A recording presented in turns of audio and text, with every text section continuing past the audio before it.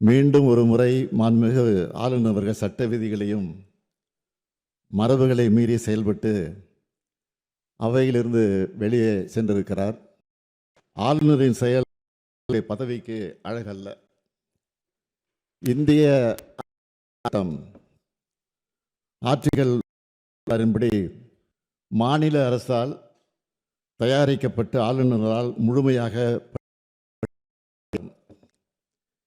இதில் ஆளுநர் தனது சொந்த கருத்துக்களை தெரிவிப்பதற்கோ மாநில அரசில் நீக்கம் செய்வதற்கோ அரசில் இடமில்லை.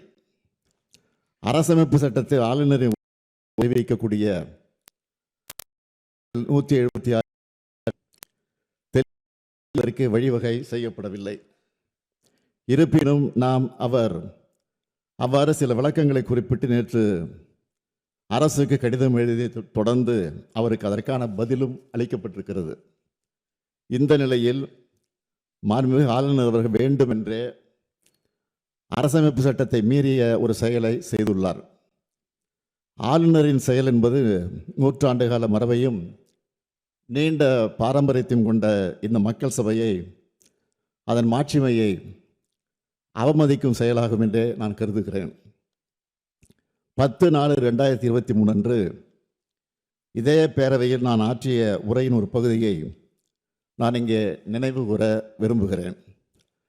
ஆட்டுக்கு தாடியும் நாட்டுக்கு ஆளுநர் பதவியும் தேவையில்லை என்று பேரறிஞர் அண்ணா அவர்கள் கூறிய போதிலும், அதை முத்தமிழறிஞர் தலைவர் கலைஞர் அவர்கள் வழிமொழிந்த போதிலும், அந்த பதவி இருக்கும் வரை அதற்குரிய மரியாதையை கொடுக்க அவர்கள் முதலமைச்சர்களாக இருந்த நேரத்தில் தவறியதில்லை.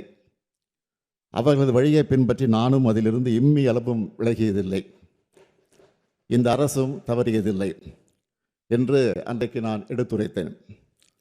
அந்த கொள்கையொட்டியே நான் ஆளுநர் அவர்கள் உரை நிகழ்த்த வேண்டும் என்று நடவடிக்கை எடுக்க ஆணையிட்டேன். எனினும் மாண்புமிகு ஆளுநர் அவர்கள் ஏற்கனவே நடந்து கொண்டது போலவே மீண்டும் இன்று செயல்பட்டிருப்பது மிகவும் வருத்தத்திற்குரியது. தமிழ்நாடு சட்டமன்றம் 8.5 கோடி தமிழ் மக்களுடைய உணர்வுகளை பிரதிபலிக்கின்ற மாமன்றம். ஆளுநர் என்பவர் மாநில நலனில் அக்கறை கொண்டவராக, மக்கள் மேம்பாட்டில் ஆர்வம் கொண்டவராக, உண்மையை பேசுபவராக இருக்க வேண்டும். மக்களுடைய பேராதரவோடு பெரும்பான்மையோடு வெற்றி பெற்று ஆட்சி அமைந்துள்ள அரசு எடுக்கின்ற முடிவுகளுக்கு ஒத்துழைப்பு கூடியவராக இருக்க வேண்டும். அதைத்தான் அரசமைப்பு சட்டமும் அந்த பதவி வகுப்பிடம் இருந்து எதிர்பார்க்கிறது. ஆனால் நம்முடைய ஆளுநர் அவர்கள் அதற்கு மாறாக செயல்படுகிறார். மாநில நிர்வாகத்தை முடக்கவும் பொது மேடைகளில் அரசியல் பேசியும் அவதூறு பரப்பி வருகிறார். அது அவர் சொந்த விருப்பம் என்று கருதலாம். எனினும் அத்தகைய ஒரு முயற்சியை இங்கும் செய்ய அவர் முனைவது ஏற்புடையது அல்ல. நூற்றாண்டு விழா கொண்டாடி சீரும் சிறப்போடு இயங்குகின்ற பேரவையின் புகழ் மங்கிடாத வகையில் பாதுகாத்து வந்த சான்றோர்களின் வழித்தடத்தினை பின்பற்ற வேண்டிய கடமை நமக்கு உள்ளது.